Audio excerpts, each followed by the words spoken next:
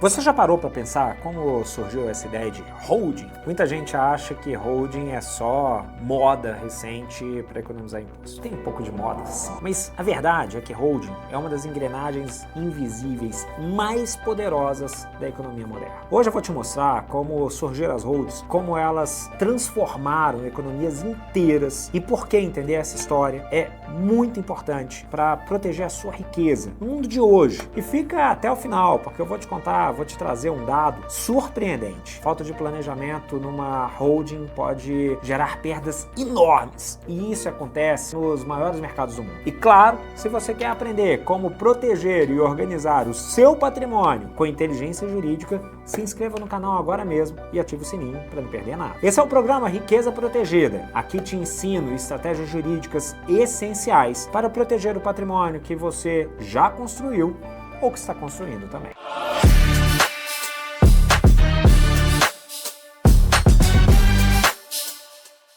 Tudo começa lá no século XIX, nos Estados Unidos. A economia explodia. Petróleo, aço, ferrovia. Empresas cresciam sem controles e com o crescimento vinham novas formas de organizar os negócios. Em 1888, nos Estados Unidos, o estado de Nova Jersey aprova uma lei permitindo que empresas adquiram ações de outras. Até então, isso não era possível. E nasce aí o conceito prático de holding, uma empresa que existe para controlar outras empresas. E você já deve ter ouvido falar em Rockefeller. Ele usou essa inovação para criar a Standard Oil Trust e chegou a controlar 90% do mercado norte-americano de petróleo. O poder foi tão grande que o governo criou a Sherman Antitrust Act para quebrar esse monopólio. E uma curiosidade, a Standard Oil, ela foi desmembrada em 34 empresas diferentes, exatamente por causa disso. E hoje ainda você já deve ter ouvido falar na ExxonMobil ou na Chevron, são originárias dessa época. Essa estratégia de holding, to hold, segurar, foi utilizado por bancos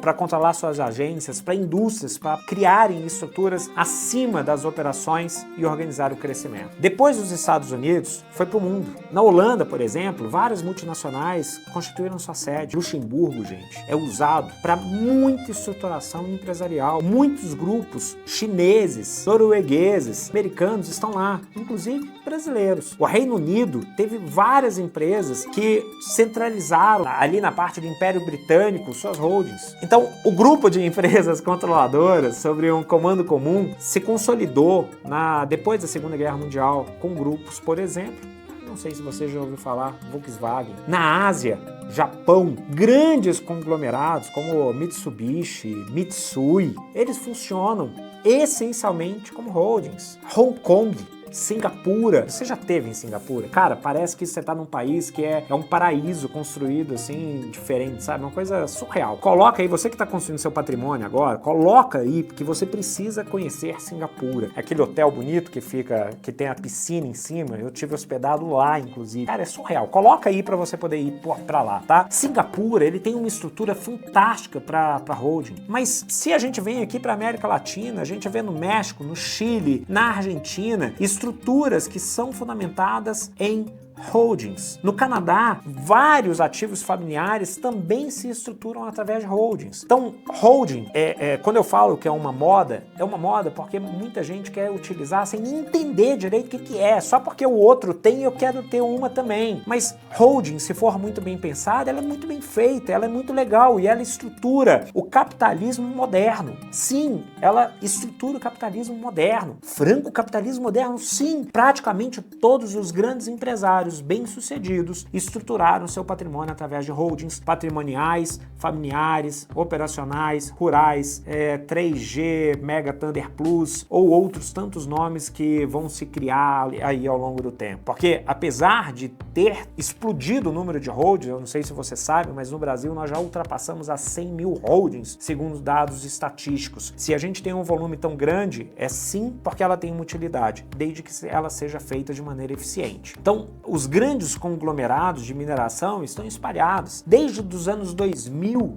nós temos vários planejamentos sucessórios, proteção de ativos, e aí vários grupos, Itaúsa, Votorantim, JF Investimentos e tantos outros que utilizam holding. E mais, aqui no Brasil, ao contrário do que muitos pensam, o uso de holding não é só para pagar menos tributos. Eu falo isso com muita frequência aqui no canal. Ela é fundamentalmente uma estratégia de planejamento patrimonial, sucessório e organizacional de investimentos. Então, o foco ele é muito maior. Mas quando você entende que holding está espalhada no mundo inteiro e ela serve para sim controlar a economia, a gente precisa entender que aqui no Brasil isso deve ter uma pegada semelhante, mas de novo, deve ser utilizado como estratégia. Agora deixa eu te perguntar uma coisa. Se as maiores famílias e empresas do mundo usam holdings há mais de 100 anos para proteger seu patrimônio, para organizar seus bens, por que você ainda acha que holding não faz sentido? O problema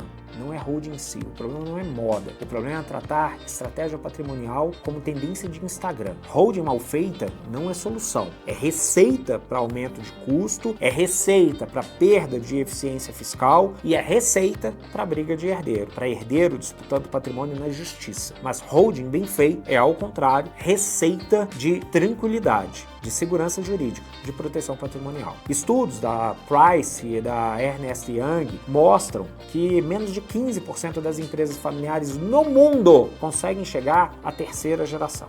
Na maioria dos casos de falência ou dissolução, a causa principal é a falta de estruturação adequada, como planejamento sucessório ou planejamento societário, onde a ausência ou a má construção de estruturas de holding aparece como ponto crítico. No final das contas, a moral da história é que holding, ela, apesar de ser uma moda, ela deve ser tratada sim como uma ferramenta de proteção e deve ser enxergada muito mais do que simplesmente aquele modismo que a gente está vivenciando de gourmetização no Brasil. A gente tem que entender que holding ela funciona. E agora que você já conhece a verdadeira história e a importância real das holdings ao redor do mundo inteiro, eu queria saber de você. Você imaginava que holding tinha essa repercussão tão importante no mundo inteiro como agora? Aqui está aparecendo uma playlist para você. E nessa playlist eu estruturei tudo que você precisa saber sobre holding. Isso para você não perder tempo e aprender a proteger o seu patrimônio de forma segura, contínua e entendendo um aprendizado de maneira mais eficiente. Continua dando sequência aqui. Mas antes de clicar nesse vídeo, se inscreve no canal para você não correr o risco de perder os próximos vídeos que nós vamos publicar por aqui para que você aprenda mais ainda a proteger o seu patrimônio. Até o próximo vídeo.